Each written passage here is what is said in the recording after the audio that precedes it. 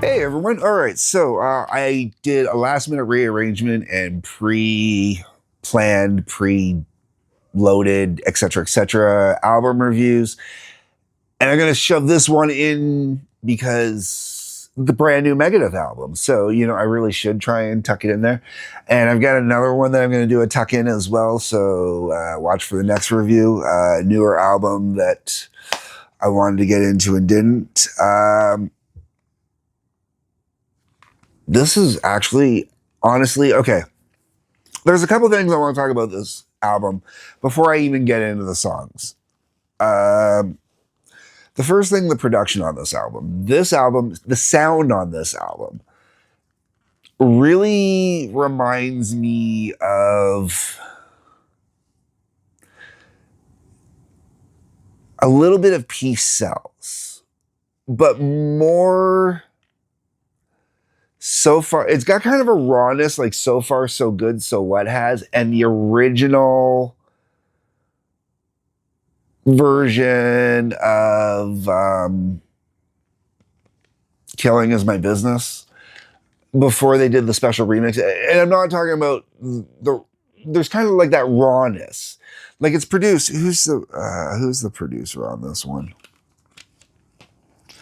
As I'm looking for the producer on this one.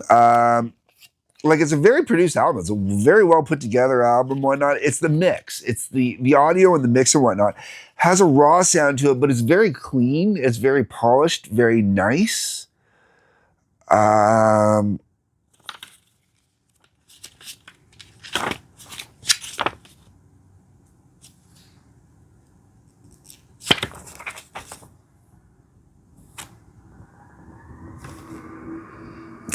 Chris Rakestraw, Dave Mustaine and Chris Rakestraw are the ones that produce this, which makes a lot of sense.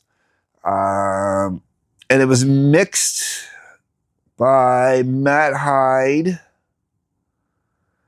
and mastered by Ted Jensen. I never talk about the mixers and the mastering usually, but I have to in this case because of the sound. Once again, you got that rawness in there, which is really cool. And for Megadeth, you want to have that rawness. You don't want to have it too polished. But at the same time, it's the overall tone, the overall sound really kind of reminds me the most of like Countdown to Extinction. It does. The riffs are really good. There's fantastic riffs in here. The songs all breathe. It's got that commercial-ish kind of vibe to the music because it's a little more standard on the verse chorus, solo verse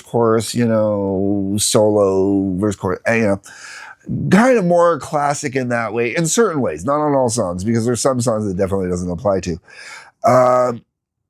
But just the whole way around, the sound on it it's really cool. Like I said, you got that rawness that you get like from what are typically seen as the two bad albums of the early days.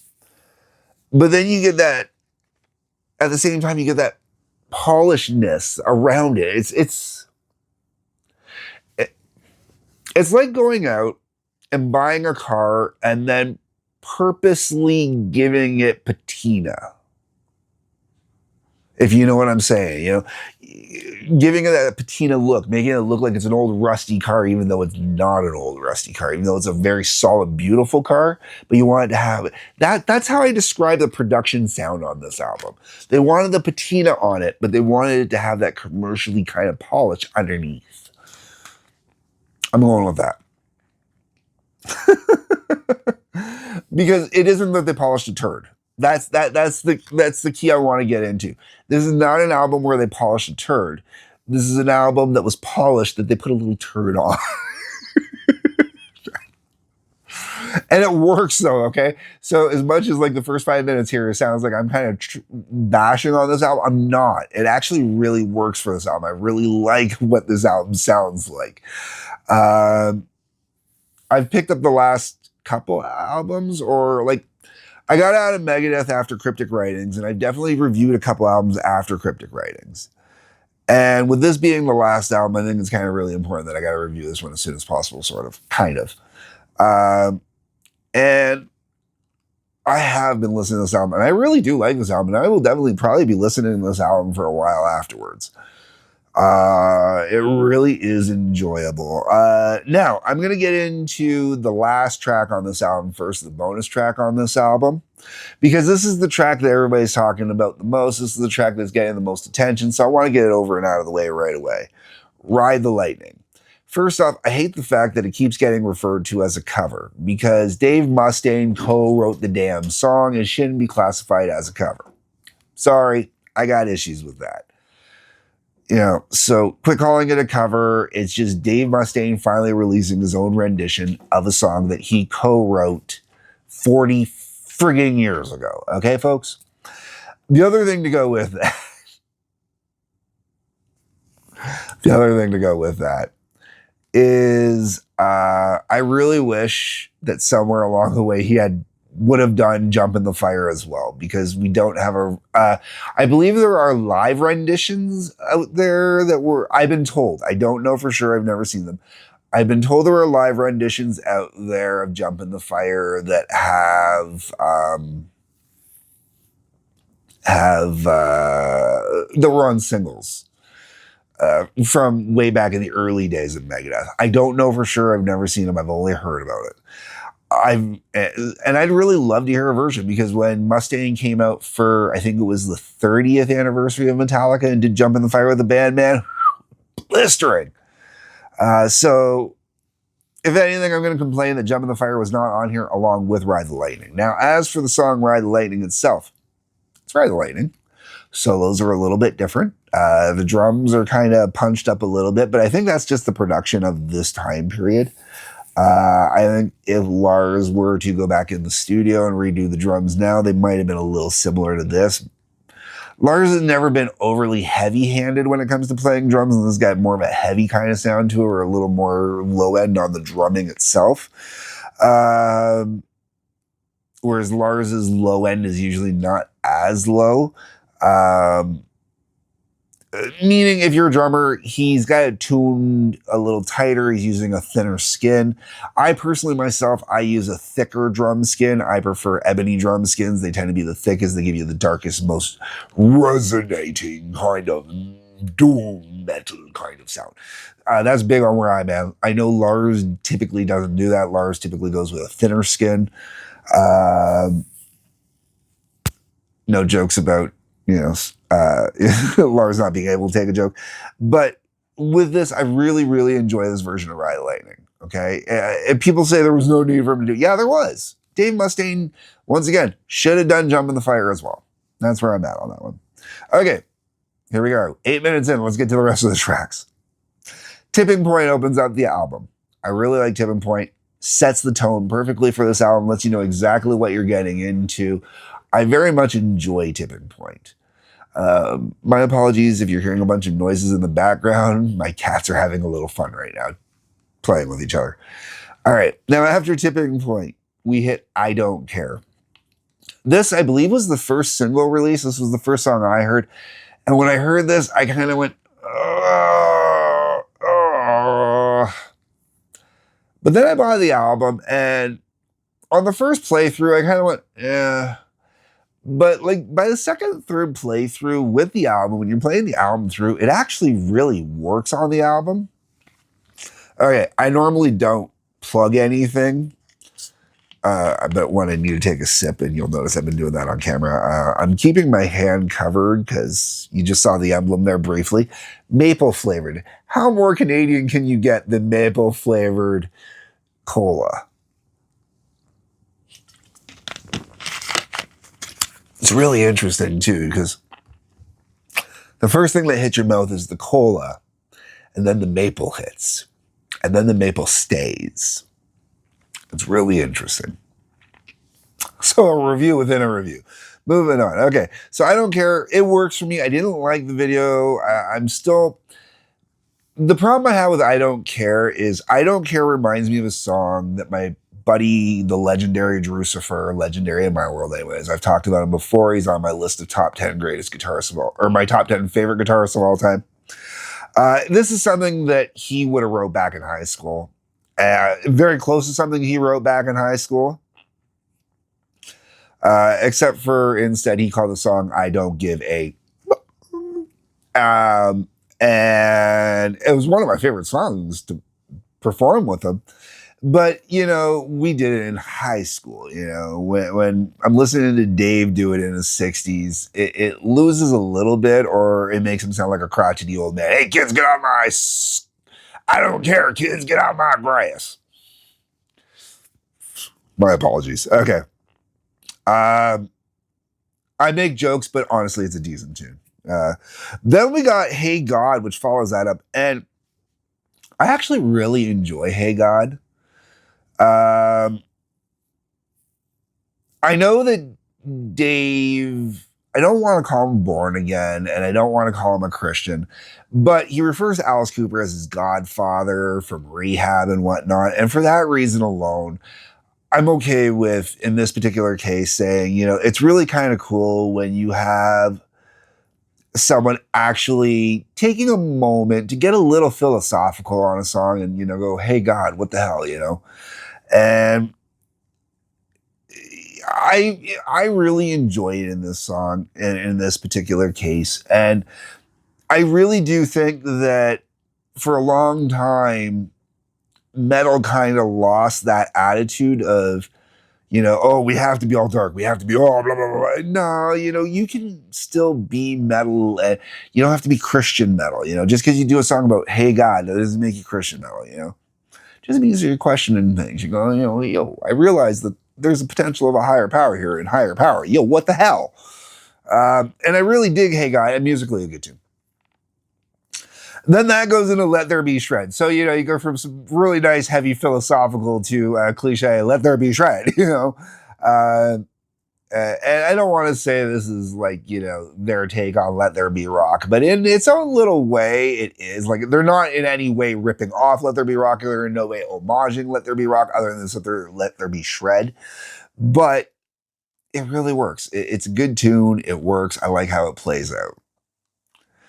Puppet Parade was really good while the album's playing. I don't know if it's a song that I'd classify as, it's definitely a deep cut. I don't know if I'd single it, but I wouldn't have necessarily singled I Don't Care either. But Puppet Parade's a good tune. Another Bad Day. Okay. Another Bad Day is definitely, this is why I had to say it really kind of reminded me of Countdown to, or not, yeah, no, Countdown.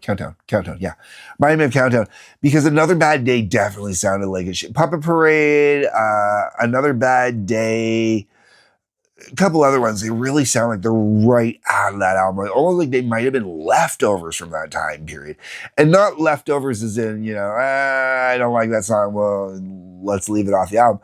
Leftovers as in we've got more than enough songs. Let's just put that one aside and we'll get back to it one of these days. Just because they had enough polish. That's how it feels to me. Because Another Bad Day, I really enjoy Another Bad Day. Good sing along tune.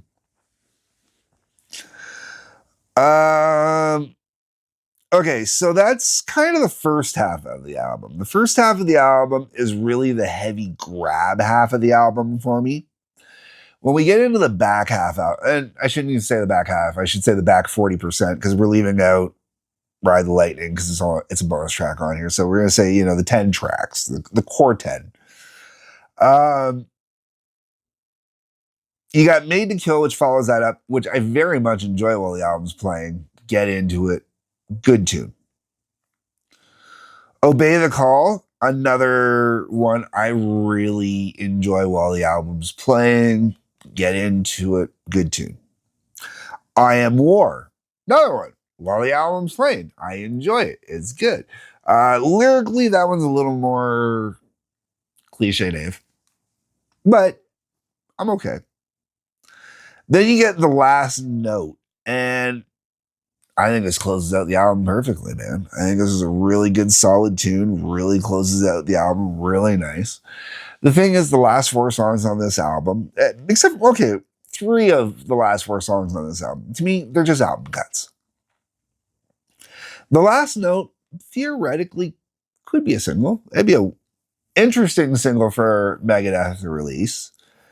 And I know it's cliche, but it should be the very last single that they release from this album. being as it's the last album, it should be the last single. I know Dave said he was planning on touring this album slash doing the big farewell goodbye, we're retiring for like 3 years, hoping to close out on the moon, which that would be awesome. Really would be. I mean, honestly, I'm how do you not think that would be cool? I don't think you'd be able to play. You have to maybe do electric drums. I don't know how you play drums in space. That'd be really interesting. I mean, I know guitar and bass are totally doable in space, and they could do it acoustic and it would still work. But for movement purposes, I don't know how that would work with drums.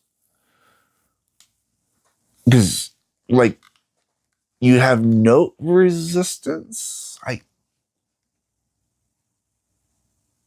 Have drums ever been done in space? Anybody even thought about attempting drums in space? Like outside of, like a bongo, something small, right? Outside of that, like, I mean, real drums in space. I mean, that's a lot to put on a spaceship to send up, but an electric drum set, even electric drum set, same principle. So, I mean, I'd be really interested on that one.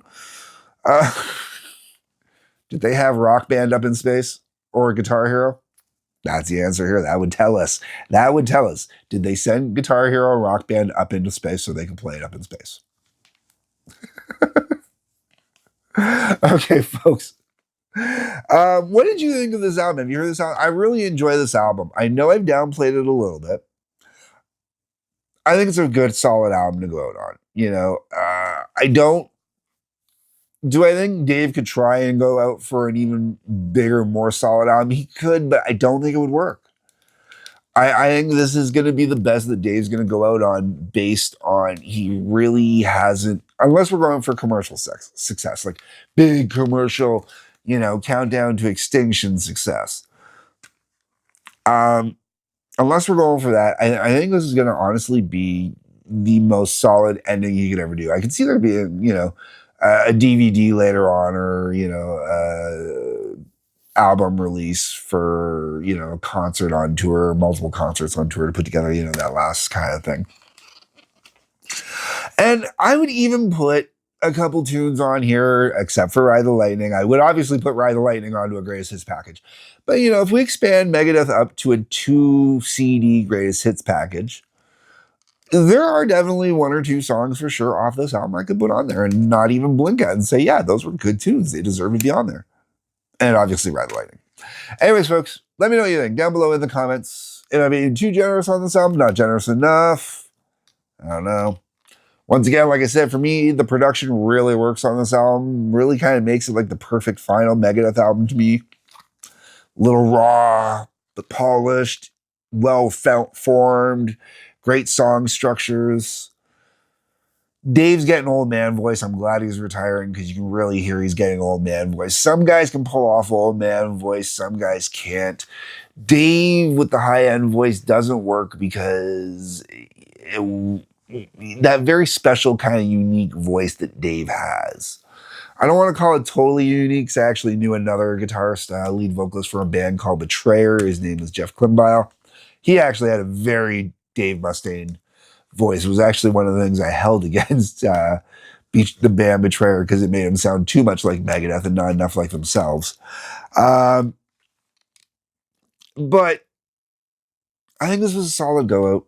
I don't know. Anyways, all right, I'm rambling now. Let me know down below what your thoughts are, folks. Like button, subscribe button, bell for notifications. If you can please hit those, especially that subscribe button. We're really trying to get the numbers up. Other than that, there's a couple links worth checking out. Peace, love, take care.